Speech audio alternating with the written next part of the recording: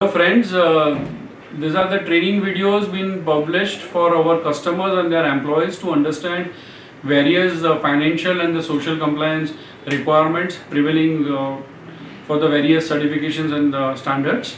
I just would like to tell you about the Padmakala. Padmakala is around 20-year-old company which has held more than 150 customers globally for various social, financial, ethical, IMS, ISO related projects.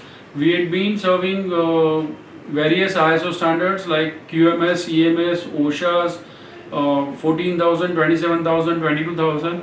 We had been also associated with various international brands like Walmart, Signet, RJC, Kmart, Canada Mark, GMP, Disney, Costco, etc. etc. Our role is always as a compliance guidance or advisor, wherein we guide companies to implement those international vendor codes of conduct. Please enjoy the video. Please like the video. If you like, please tell us. Thank you very much. Welcome friends. Today we are going to discuss on OECD requirements as per RJC requirement. Basically आज हम लोग OECD के बारे में थोड़ा discuss करेंगे. जो GeM and jewellery industry, चाहे डायमंड हो जाए, ज्वेलरी हो जाए या जेमस्टोन हो जाए, एक नई रिक्वायरमेंट है जिसमें हमको ओरिजिन को सर्टिफाई करना है. अभी दोस्तों आज के दिन में कैसा हो गया है कि कोई भी चीज़ अगर हम परचेस करते हैं मार्केट में, हमको एक दो नए कॉन्सेप्ट ज़्यादा करके सुनने को मिलते हैं. एक है सस्टेनेबल डेवलपमेंट. यानी सस्टेनेबल डेवलपमेंट का मैं जब बात करता हूँ तो मैं ऐसे बात करता हूँ कि आज मैं भी लकड़े का फर्नीचर बना रहा हूँ, पर मैं वो इकोलॉजी और एनवायरनमेंट को ध्यान में रख के बना रहा हूँ. जिस तरीके से जो मेरा लकड़ा है, जो ओरिजिन है, मैं उसको रिसाइकल करता हूँ, तो मैं एक सस्टेनेबल डेवलपर हो गया. इसी तरीके से जेम एंड ज्वेलरी इंडस्ट्री के लिए सस्टेनेबल ग्रोथ क्या होगा या डेवलपमेंट एक्टिविटी क्या होगा, वही चीज़ OECD है. और ये OECD डायमंड ज्वेलरी इंडस्ट्री में या जेम एंड ज्वेलरी इंडस्ट्री में क्यों आया, क्या आया, वो थोड़ा मैं बैकग्राउंड पहले आपको बता देता हूँ.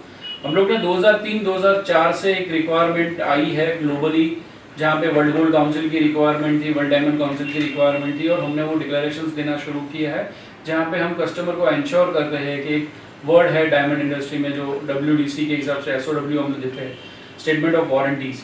तो स्टेटमेंट ऑफ वारंटीज हम कस्टमर को यूँ देते हैं कि हम जो आपको डायमंड दे रहे हैं वो डायमंड एथिकली सोर्स है, कहीं पे कॉन्फ्लिक्ट अफेक्टेड एरिया से नहीं आ रहा है, और वो कोई भी जात के मनी लॉन्ड्रिंग या स्मगल वगैरह एक्टिविटी, प्रोसेस, इलीगल एक्टिविटी से नहीं है. वो हम डिक्लेरेशन सालों से देते हैं. तो पहला जो स्टेप हम लोग ने जेम एंड ज्वेलरी इंडस्ट्री ने किया है वो मनी लॉन्ड्रिंग, यानी मनी लॉन्ड्रिंग, टेररिज्म फंडिंग के अगेंस्ट एक एक्शन लिया, जिसके लिए हमारे सबके पास पॉलिसी है AML CFT की. उसी के बाद किम्बरली की रिक्वायरमेंट हाथों हाथ आई, जिसमें हम वो इंश्योर कर रहे हैं कि अगर हम रियल डायमंड ज्वेलरी दे रहे हैं तो रियल डायमंड हम लोग एथिकली सोर्स है वगैरह वगैरह बात करें तो हम लोग ने पहले फाइनेंशियल कंप्लायंस किया. अभी ये स्टेप आगे बढ़े हैं. आगे के स्टेप में क्या है कि हम हमारे कस्टमर को वो भी इंश्योर करना चाहते हैं कि जो हमने डायमंड्स लिया या गोल्ड हमने जो लिया या हमने सिल्वर जो लिया जो कॉन्फ्लिक्ट में है, जैसे डायमंड आज की तारीख में कॉन्फ्लिक्ट है, जेमस्टोन आज की तारीख में कॉन्फ्लिक्टेड है, वैसे ही गोल्ड भी कॉन्फ्लिक्टेड है. गोल्ड के लिए कॉन्फ्लिक्ट की बात चलती है DRC. US गवर्नमेंट ने आज से 6 साल 7 साल पहले डिक्लेयर कर दिया कि हमको DRC फ्री गोल्ड चाहिए. DRC क्या है? Basically democratic Republican of Congo. एक रीजन है जिम्बाब्वे में जहाँ पे गोल्ड माइंस हैं, जहाँ पे ह्यूमन राइट वायोलेशंस हो रहे हैं. तो US बोल रहा है कि चाहे वो ज्वेलरी हो जाए या चाहे इलेक्ट्रॉनिक आइटम्स हो जाए, मुझे वो गोल्ड सब्सटेंस नहीं चाहिए जो DRC से सोर्स की है. तो हम सालों से US को वो क्लैरिफिकेशन दे रहे हैं, जो भी एक्सपोर्टर्स है, कि हमने जो गोल्ड सप्लाई आपको किया है वो DRC की है. एक डिक्लेरेशन हम दे रहे हैं. वैसे ही डायमंड के कुछ कॉन्फ्लिक्ट अफेक्टेड एरिया है, जैसे सीरियाना लियान हो गया या certain parts of south Africa हो गया या सर्टेन पार्ट्स ऑफ जिम्बाब्वे हो गया, जो ऑलरेडी आप गूगल करोगे तो आपको मिल जाएगा कि डायमंड कॉन्फ्लिक्ट कौन से कंट्रीज कॉन्फ्लिक्टेड. सो वो कॉन्फ्लिक्टेड एरिया से हमने डायमंड सोर्स नहीं किए है. जेमस्टोन में भी कुछ एरियाज है, जैसे हांगकॉन्ग वगैरह के जो ओरिजिन वाले कुछ एरियाज है, कुछ थाईलैंड से ओरिजिन में कुछ स्पेसिफिक एरियाज है जहाँ पे ह्यूमन राइट वायोलेशन हो रहा है. तो हमको हमारे कस्टमर को एश्योर करना है कि हमने आपको डायमंड ज्वेलरी है या जेमस्टोन से बनी सिल्वर ज्वेलरी है या गोल्ड ज्वेलरी है, स्टैंडर्ड सिल्वर की ज्वेलरी है, वो कंप्लायंस से खरीदा है, वो ओरिजिन जो भी है उसमें जो भी मेटल यूज हुआ है वो metal conflict free. So OECD all about of conflict free, इसी के बारे में हम लोग का आज का पूरा प्रेजेंटेशन है. तो OECD क्या है? OECD एक नॉन गवर्नमेंटल बॉडी है जिसने ये सिस्टम्स, पॉलिसी, प्रोसीजर्स बनाई है जो जेमिन ज्वेलरी इंडस्ट्रीज ने वाइडली एक्सेप्ट की है, जैसे रियो टिंटो है, आरजेसी है, डी बीयर्स है, डीएमसीसी है, दुबई मेटल कमोडिटीज है, वर्ल्ड गोल्ड काउंसिल है, फिर आपका एलबीएमआई हो गया, हर किसी ने इसको एक्सेप्ट किया है और इसी को हमको इम्प्लीमेंट करने के एक्शन प्लान्स डिसाइड किए हैं। ओईसीडी में 5 स्टेप्स है जो हमको इम्प्लीमेंट करना होता है। फर्स्ट स्टेप है एस्टैब्लिश द मैनेजमेंट सिस्टम, यानी आपको आपकी मैनेजमेंट सिस्टम एस्टैब्लिश करनी है। अभी ये मैनेजमेंट सिस्टम एस्टैब्लिश करने में हम क्या करते हैं, सबसे पहले मुझे हर एक मेटल का अपना सप्लायर का एक लिस्ट लेके बैठना है। वो सप्लायर का लिस्ट मुझे आइडेंटिफाई करके उनका नाम लिखना है, उनका एड्रेस लिखना है, वो उनको हमको सप्लाई चेन में कौन सी पोजीशन में है एज पर ओईसीडी गाइडलाइन वो समझना है। For an example gold industry है, तो गोल्ड इंडस्ट्री में सप्लाई चेन में अपस्ट्रीम, मिडस्ट्रीम और डाउनस्ट्रीम 3 कैटेगरी किया है, यानी सबसे ऊपर वाला, बीच वाला और आखिर में जो लास्ट चैनल मेंबर है वो। तो अपस्ट्रीम में सबसे ऊपर है माइनिंग कंपनीज, रिफाइनिंग कंपनीज, वो अपस्ट्रीम में है। मिडस्ट्रीम कंपनीज है जो ज्वेलरी मैन्युफैक्चरर और प्रोड्यूसर्स है और होलसेलर रिटेलर है। तो यहाँ सबसे ज्यादा रिस्पॉन्सिबिलिटी रिफाइनर्स को दी गई है, बिकॉज जब रिफाइनर्स के पास आके गोल्ड आके रिफाइन हो जाएगा, चाहे डोरे फॉर्म में है, स्क्रैप फॉर्म में है या ग्रैंडफादर गोल्ड, बेसिकली गोल्ड में भी ये 3 कैटेगरी में माना जाता है। एक है रिफाइंड गोल्ड जो स्क्रैप मेटल से हम बनाते हैं, ज्वेलरी वेस्ट है या इंडस्ट्रियल प्रोसेस वेस्ट है या आपके कंप्यूटर वेस्ट है, उसमें से गोल्ड एक्सट्रैक्ट करके उसको रिफाइन करके यूज किया जाता है। सेकंड है डोरे है, जो माइन से डोरे आते हैं जिसमें गोल्ड के साथ दूसरे मेटल्स है, रिफाइन करके गोल्ड, सिल्वर, कॉपर अलग करके वो गोल्ड हम बेचते हैं।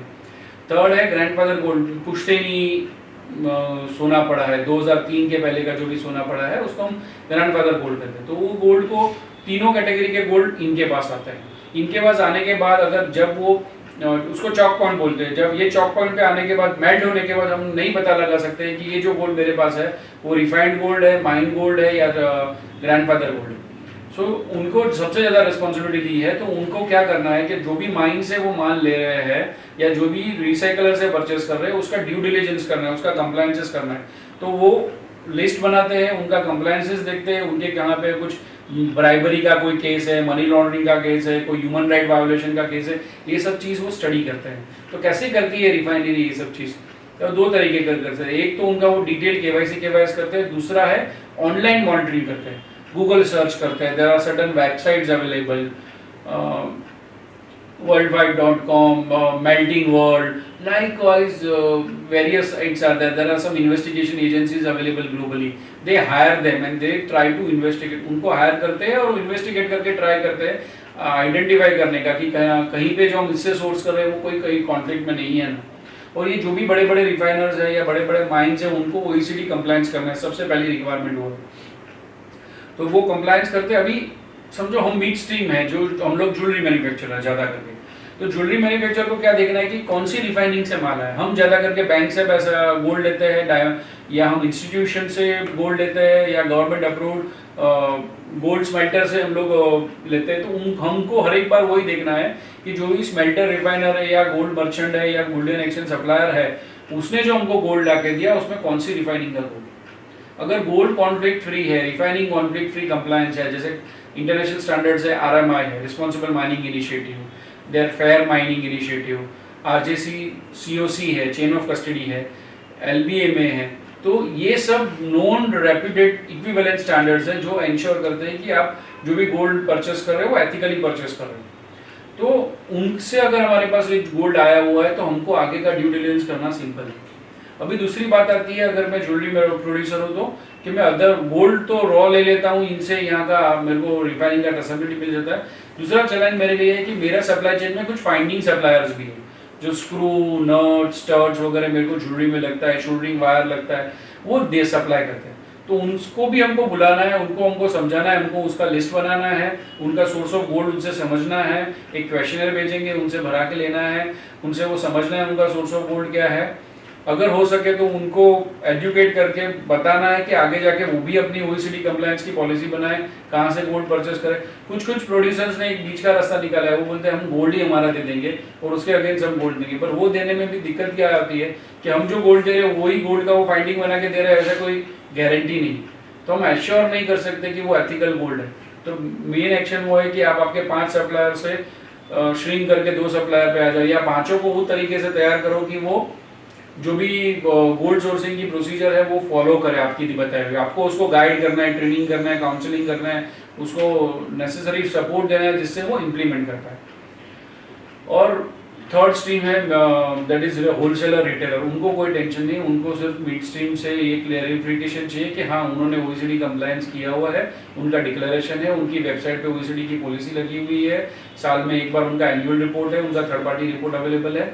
रिटेलर्स के लिए या होलसेलर के लिए लाइफ बहुत ईजी है। सबसे डिफिकल्ट है माइनर्स के लिए, उसके बाद रिफाइनर्स के लिए, सबसे ज़्यादा मैं कहूँगा रिफाइनर्स के लिए, उसके बाद फैक्ट्रीज को आता है। फैक्ट्रीज में हमारा सबसे ज़्यादा चैलेंज फाइंडिंग सप्लायर है। अगर हम लोग ने एक बार रिफाइनर आइडेंटिफाई कर लिया और वही रिफाइनर का गोल्ड लिया तो हमारा कॉन्फ्लिक्ट 90-95% हमारा जो गोल्ड कंज्यूम होता है वो रो गोल्ड हम बिस्किट्स बार फॉर्म में जो लेते हैं वो होता है, और 5% में फाइंडिंग होता है। हमारा 95% एश्योर्ड हो जाता है, सिर्फ हमारे लिए दिक्कत होगी वो बाकी का 5%। तो उस पर हम कभी भी आगे धीरे धीरे काम कर सकते हैं।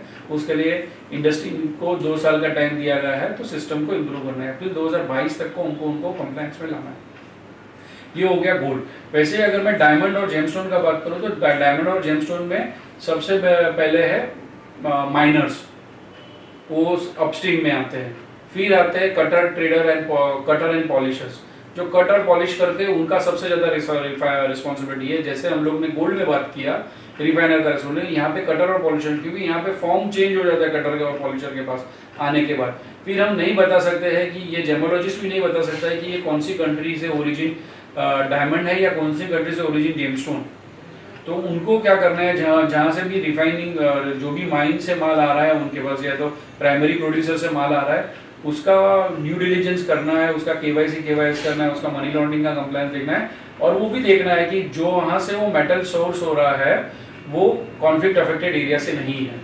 अगर कॉन्फ्लिक्ट अफेक्टेड एरिया से है तो उसके रिलेटेड जो भी ड्यू डिलिजेंस हमको करना है वो हमें करके रखना है। सो बेसिकली जो भी कटर पॉलिशर्स है, सॉरी डायमंड्स और जेमस्टोन कटर पॉलिशर्स है, उनको काफ़ी डिटेल में डेटा रखना पड़ेगा, लिस्ट बना के रखना पड़ेगा, वो कहाँ से बाय करते हैं, उनका ओरिजिन क्या है। सो बेसिकली आपको अपने सप्लायर के डिटेल क्वेश्चनर भरा के लेना है, उनका सप्लाई चेन समझना है, उसके बेस पे आपको एग्रीगेटेड इन्फॉर्मेशन बताना है कि मेरा प्राइमरी सोर्स में से कितना आ रहा है, सेकेंडरी से कितना आ रहा है, ओपन मार्केट से कितना आ रहा है। To understand what is primary is basically, अगर आप डायरेक्ट माइन से माल ले रहे हो वो प्राइमरी है। आप कोई वाया एजेंट या वाया होलसेलर डिस्ट्रीब्यूटर के थ्रू माल ले रहे हो, पर जो आपको सील पैकेट, सील पार्सल मिल रहे हैं और प्राइमरी का ट्रेसेबिलिटी मिल रहा है, रिकॉर्ड ट्रेसेबिलिटी मिल रहा है, वो सेकेंडरी है। और ओपन मार्केट यानी मैंने जयपुर में कहीं से ले लिया, या मैंने मुंबई में कहीं से मैंने डायमंड्स का ले लिया, जयपुर से जेमस्टोन ले लिया, तो वो ओपन मार्केट है जिसमें मल्टीपल हैंड्स है। ट्रेड के हिसाब से 7 जन 10 जन बीच में इन्वॉल्व है, right from producer to manufacturer to trader, काफ़ी लोग इन्वॉल्व है। तो अभी ओपन कैटेगरी में क्या होता है, रिस्क ज़्यादा बढ़ जाता है, बिकॉज अपस्ट्रीम का इन्फॉर्मेशन अवेलेबल नहीं है, तो हम वो श्योर नहीं है कि वो कॉन्फ्लिक्ट अफेक्टेड एरिया से आ रहा है कि नहीं आ रहा है। और उसमें लिमिटेशन है कि सप्लाई चेन इतना डिटेल इन्फॉर्मेशन अपने को कभी भी देंगे नहीं। तो बेसिकली आपको वो कैटेगराइजेशन करना है कि आपका टोटल सप्लाई का, सोर्सिंग का प्राइमरी कितना परसेंटेज है, सेकेंडरी कितना है, ओपन कितना है। ओपन पे ज़्यादा मेहनत करना है, प्राइमरी सेकेंडरी का एक बार इन्फॉर्मेशन ले लिया, उसको ऑनलाइन मॉनिटर करते रहे तो that is sufficient. Now to यही चीज़ मैं आपको स्टेप वाइज समझाऊंगी, तो मैंने जो है जो मोटा मोटा आपको समरी समझा दिया। फर्स्ट स्टेप क्या है, एस्टैब्लिश मैनेजमेंट सिस्टम, यानी आपको अपनी कंपनी की पॉलिसी प्रोसीजर बनानी है गोल्ड सोर्सिंग के बारे में, डायमंड के बारे में, जेमस्टोन के बारे में। वो पॉलिसी में आपको आप क्या करोगे, अगर कोई कॉन्फ्लिक्ट अफेक्टेड एरिया से आएगा तो उससे आप डील करोगे नहीं करोगे, अगर डील करना चाहते हो तो कितना टाइम दोगे, क्या करेक्टिव एक्शन लोगे, सप्लायर एंगेजमेंट प्रोसीजर क्या रहेगा, आप सप्लायर को एजुकेट कैसे करोगे, एम्प्लॉयज को एजुकेट कैसे करोगे, आपका रिव्यू मैकेनिज्म क्या रहेगा, क्या फ्रीक्वेंसी पे आप रिव्यू करेंगे आपके सप्लायर, वो सब जो आप लिखोगे वो एस्टैब्लिश मैनेजमेंट सिस्टम है। सेकेंड स्टेप है वो प्रोसीजर जो मैंने लिखा उस हिसाब से मैं सप्लायर का लिस्ट रखूंगा, उनका असेसमेंट करूंगा, उनका डेटा लूंगा, डेटा को कंपाइल करूंगा, डेटा को वैलिडेट करूंगा, ऑनगोइंग मॉनिटरिंग करूंगा, वो मेरा स्टेप 2 हो गया। अगर स्टेप 2 करते हुए मुझे कोई ऐसा लगा कि एक सप्लायर मुझे आधा इन्फॉर्मेशन दे रहा है या इनकम्प्लीट इन्फॉर्मेशन है, तो मैं रेड फ्लैग रेज करूंगा। जैसे हम मनी लॉन्ड्रिंग, एमएल सीएफटी में रेड फ्लैग बोलते हैं, वो मनी लॉन्ड्रिंग थ्रेट होता है, ये सोर्सिंग थ्रेट है। तो सोर्सिंग थ्रेट के लिए आप एडिशनल इन्फॉर्मेशन मांगोगे। अगर सप्लायर आपको इन्फॉर्मेशन देता है, आपका कंप्लायंस ऑफिसर को अप्रोप्रिएट लग रहा है, तो आगे एक्शन लेने की जरूरत नहीं है। आपको लग रहा है कि नहीं इन्फॉर्मेशन अप्रोप्रिएट नहीं है, इनकम्प्लीट है, फॉल्स इन्फॉर्मेशन है, आपको सप्लायर के साथ ज़्यादा इन्वॉल्व होना है, उसके साथ 1-to-1 मीटिंग करनी है, उसको ब्रीफ करना है, उसको इंटेंशन समझाना है और इंश्योर करना है कि आगे चल के ग्रेजुअली वो अपने को ज़्यादा डिटेल और प्रिसाइज इंफॉर्मेशन दे, उसका अपना सप्लायर ड्यू डिलिजेंस किया हुआ हो, ज़रूरत पड़े तो हम उसके साथ बैठ के उसकी पॉलिसी बनाने के लिए उसको सपोर्ट कर सकते हैं। ये सब होने के बाद अगर समझो 6 महीने के बाद भी अगर आपको लग रहा है कि ये सप्लायर अप्रोप्रिएट नहीं है, तो कंपनी कॉल ले सकती है कि वो सप्लायर से काम आगे जाके करे नहीं करे, क्या करना है वगैरह वगैरह, वो डिसीजन ले सकती है। वो थर्ड स्टेप है management of risk. Fourth step है आपका due diligence. So due diligence basically third party nominated agency के पास आपको ड्यू डिलिजेंस करना है। आपने आपकी जो पॉलिसी प्रोसीजर बनाई है, जो सिस्टम बनाई है, वो एक थर्ड पार्टी क्वालिफाइड ऑडिटर आके वेरीफाई करेगा कि आपकी sourcing policy in accordance with OECD, यानी ओईसीडी की रिक्वायरमेंट के हिसाब से है कि नहीं, और वो अपना एक कंप्लायंस रिपोर्ट देगा। वो कंप्लायंस रिपोर्ट के लिए भी टेम्पलेट ओईसीडी ने दिया हुआ है, वो टेम्पलेट के हिसाब से ऑडिट होगा और जो फाइंडिंग है वो आपको इंप्रूवमेंट के लिए फाइंडिंग्स है, जो आपको ग्रेजुअली इंप्रूव करनी है। अगले साल वापस जब ऑडिट होगा वहां से इंप्रूव होकर आगे बढ़ना।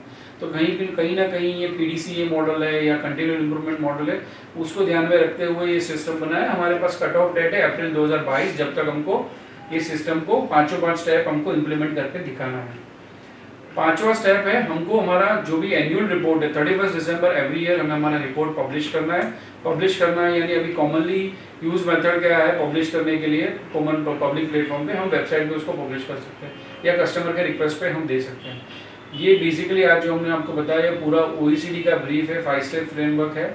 अगर इसमें आपको कुछ ज़्यादा इन्फॉर्मेशन चाहिए या हमारे कंसल्टिंग की ज़रूरत है या ज़्यादा जानकारी चाहिए तो हमारे कॉन्टैक्ट डिटेल्स दिए हुए हैं, हमारी वेबसाइट का इन्फॉर्मेशन है, ईमेल एड्रेस है, आप हमें बेशक कम्युनिकेट कर सकते हैं। हम लोग हमारी तरीके से जो बेहतरीन सपोर्ट हो सकता है वो हम आपको देंगे। Thank you.